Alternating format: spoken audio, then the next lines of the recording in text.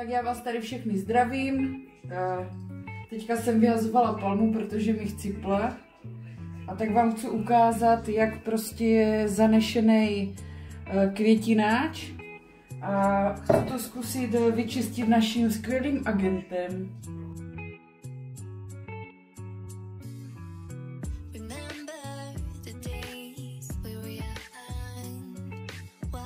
Takže dali jsme si vařit vodu do konvice horkou.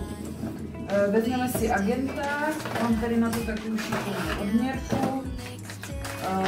Nasypu tam asi jednu odměrku toho agenta. Tak. Teď to takhle v tím květináči posypu. A zaliju to horkou vodou a uvidíte, co se bude dít.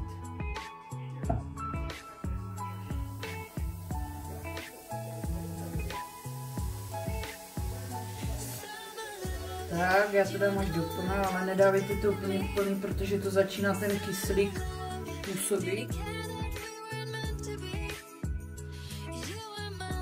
Takže já jsem vám ještě chtěla k agentu říct, tak vlastně je to takový univerzální multifunkční agent s obsahem kyslíku. To znamená, že ho můžete použít na více věcí. Já to třeba ho používám, vezmu odměrku, nasypu jednu odměrku do odpadu, pak je to dobré.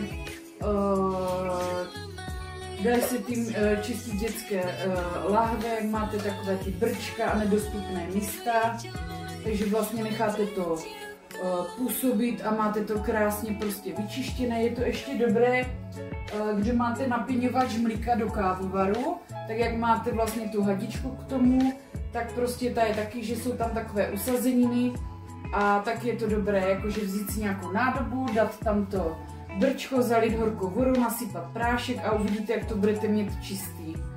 Láhve, vlastně odpady, různý květináče, nebo když máte nějaký hrnek od kafe zanešený, tak taky stačí. Do hrnku bych dala jenom trošku, úplně trochu na dně,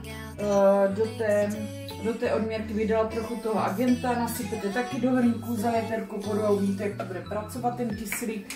Všechno budete mít čisté.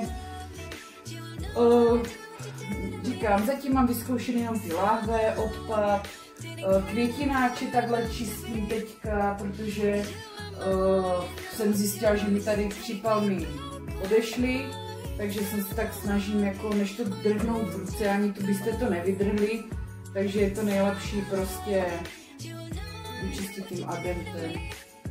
Takže děkuji vám všem za pozornost a určitě v brzké době bych chtěla natočit video.